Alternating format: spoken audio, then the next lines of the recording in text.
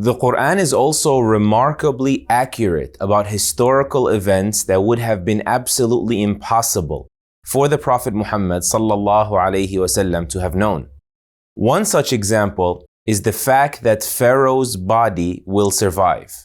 Yes, the Bible also states that the Pharaoh of Moses drowned, but the Qur'an very particularly asserts that God promised to save his corpse as an example and sign, a lesson for later oppressors from being lost at sea. The preservation of mummies is actually something quite rare, and the fact that the Prophet Muhammad, peace and blessings be upon him, knew and stated, asserting that this particular corpse is the one that survived, considering the knowledge of his day, makes this Quranic assertion simply mind-boggling. And the Qur'an mentions many nations that were ultimately punished by God for their rebellion, and yet it never states that their bodies would be saved as an example for later generations to come. The sole exception in the Qur'an is Pharaoh's corpse, which happens to be the one that remains available until this very day in the Egyptian Museum of Cairo. For several centuries before the Prophet Muhammad, and for nearly 1200 years after him, knowledge regarding ancient Egyptian civilization was scarce at best. It wasn't until the invasions of Napoleon Bonaparte, and subsequently the discovery of a tablet known as the Rosetta Stone in 1799, did the discipline of Egyptology emerge, and the hieroglyphics were deciphered, and now we finally had access to reliable source material on ancient Egyptian civilizations. France had sent a team of researchers to explore these newfound tombs, among which was the famous Dr. Maurice Bucaille. He then presented his findings in 1976 to the French Institute of Forensic Medicine and received multiple national awards for his groundbreaking work in this regard. Another example from ancient Egypt is the fact that Joseph, peace be upon him's king, the king of his story, was not a pharaoh. The Qur'an identifies the ruler of ancient Egypt as Pharaoh 65 times, but they all are in the story of Moses, peace and blessings be upon him. Not a single time is Egypt's earlier king in the time of Joseph, peace be upon him, called a pharaoh in the Qur'an. This differs from the Old Testament, for example, which uses that term pharaoh for both rulers, and even for earlier kings such as the one in the time of Prophet Abraham himself, peace and blessings be upon them all. However, it's since been established that that term pharaoh has only been coined in the reign of Thutmose III, about 1500 years BC, during the 18th dynasty of ancient Egypt.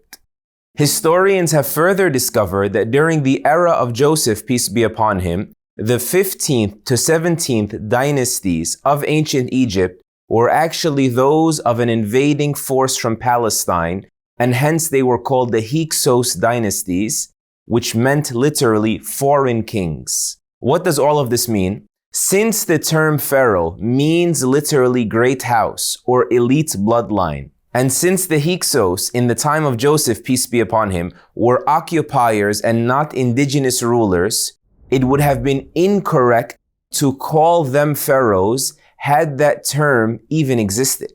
Circling back to that very careful usage of the honorific title pharaoh, Dr. Maurice Bucaille says, "I must confess that when the Qur'an was first being conveyed to people, the ancient Egyptian language had been lost from the collective memory of humanity," he says, "for 2 centuries, and remained that way up until the recent 19th century.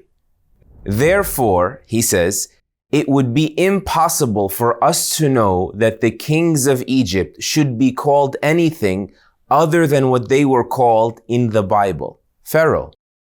And yet the subtle word choice of the Qur'an on this matter, he says, is thought-provoking.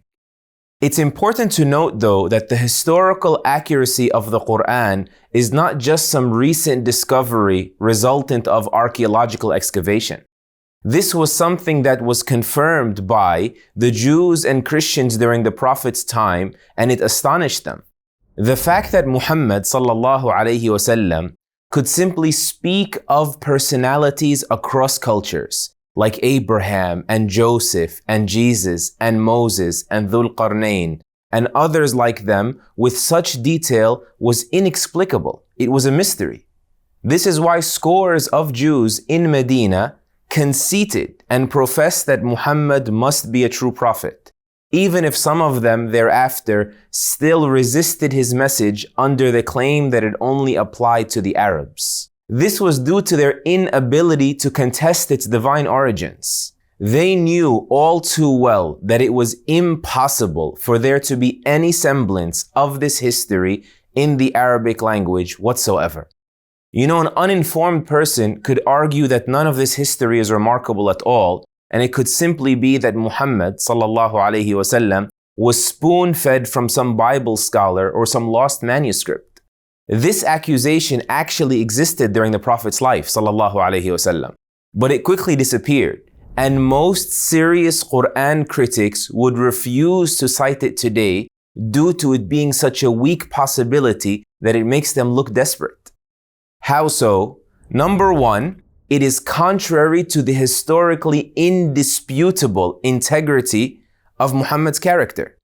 Number two, the bulk and veracity of what the Prophet ﷺ brought could only be attained over decades of apprenticeship that would be impossible for him to hide.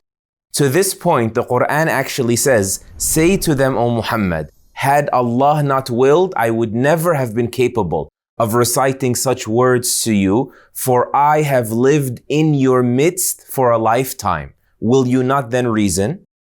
Number three, as we sampled earlier, the Qur'an avoided and stepped around the historical inaccuracies found in the Bible. So are we saying that the Prophet Muhammad sallallahu alaihi wasallam plagiarized from an earlier scripture and the only accurate version from the thousands of conflicting manuscripts? And did this version exist in 7th century Arabia of all places, and in a foreign language that Muhammad sallallahu alaihi wasallam secretly learned and then was lost forever without a trace? Finally, even if this bizarre hypothetical were true, it would still only account for the source of this information and choose to ignore the miraculousness of the end product. The Qur'an itself responds to this accusation about this historical precision being spoon-fed from elsewhere. Allah says, "And we certainly know, O Muhammad sallallahu alaihi wasallam, that some of them are saying, he got it from another human being. Say to them, O Muhammad, this source that you accuse him of taking from is a foreign source. It is a different language. And yet this Qur'an is one that is clear and pure in its Arabic."